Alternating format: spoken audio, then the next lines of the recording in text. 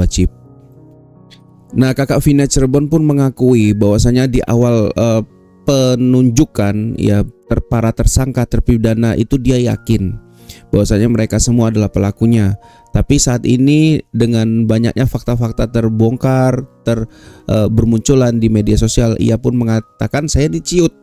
Ya, saya meragukan mereka adalah tersangkanya. Ini dari mulut kakak Vina Cirebon sendiri. Kakak Vina Cirebon merasa menyesal jika memang para tersangka dan terpidana Vina Cirebon yang berada di penjara adalah korban salah tangkap.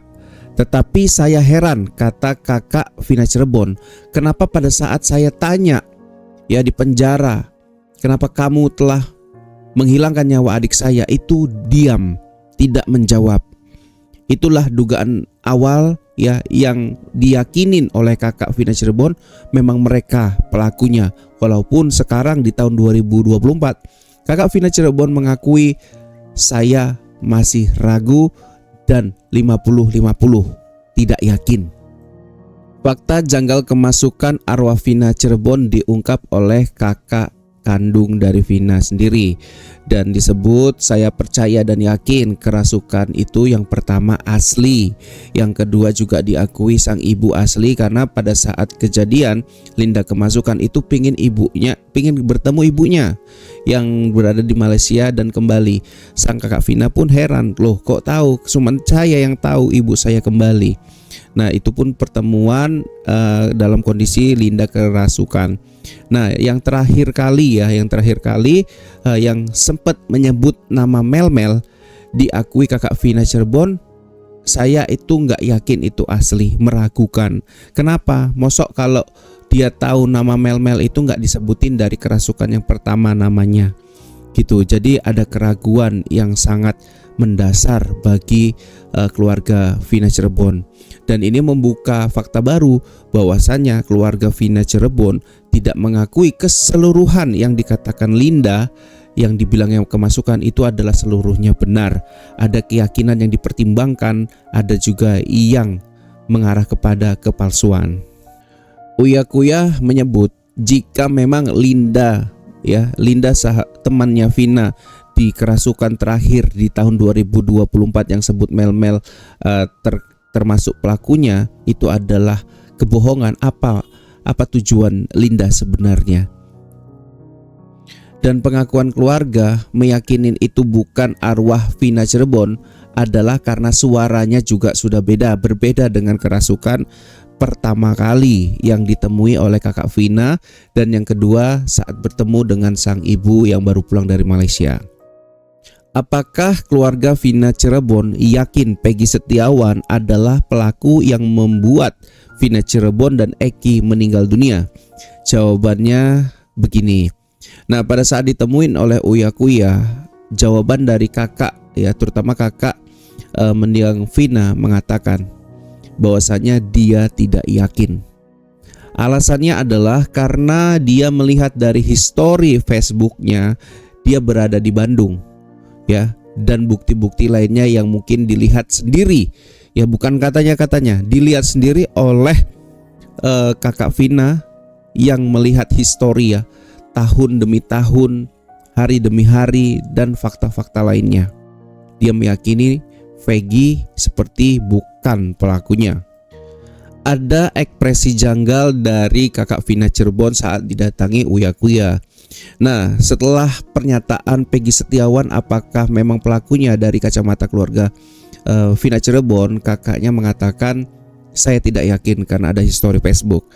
Dan saat ditanya Uya Kuya apakah ada keterlibatan dengan anak mantan bupati, ya di situ ada Rama katanya. Nah, di situ disebut oleh kakaknya Vina kalau Rama itu kan pada saat kejadian masih SD, kalau itu nggak mungkin lah. Nah, di situ ada momen di mana ekspresi muka kakak Vina Cirebon ini seperti ada yang janggal gitu, menaikkan bibir sebelah ya di menit awal sampai menit ke-22 saat diwawancara Uya Kuya ya. Itulah momen di mana perbedaan ekspresi kakak Vina yang dimana saya bisa membaca bahwa ada hal yang janggal, di mana kata Uya, apakah ada kakak daripada Rama yang ditutup-tutupin, di situ ekspresinya berbeda. Di situ adanya kecurigaan dari kakak almarhum Vina ini sendiri. Itu yang saya rasakan. Nah, Uya Kuya pun melanjutkan dan bertanya, kalau Peggy Setiawan anaknya Pak Cecep gimana? Nah, jawaban kakaknya Vina pun sama, masih abu-abu juga ya. Fakta terbaru juga diungkap ya, diakui oleh kakak Vina Cirebon yang ditanya secara kebatinan oleh Uya Kuya ya, dari 3 sosok Egy, ada Egy yang bolong telinganya, ada Peggy Setiawan anak Pak Cecep, ada Peggy Setiawan. Apakah di antara mereka ada salah satu pelakunya? Ini keyakinan keluarga ya. Dari sisi sini adalah kakak Vina Cirebon mengaku bahwasanya mungkin ada salah satunya, tapi ya kembali lagi masih bingung dan pusing karena tidak ada bukti yang mengarah jelas kepada mereka. Kakak Vina Cirebon kecewa 2 DPO dihilangkan, padahal pada saat di akhir sidang 3 DPO itu dibacakan.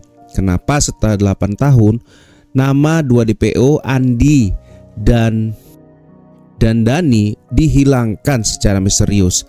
Ini yang membuat keluarga daripada kakak Vina Cirebon sangat kecewa.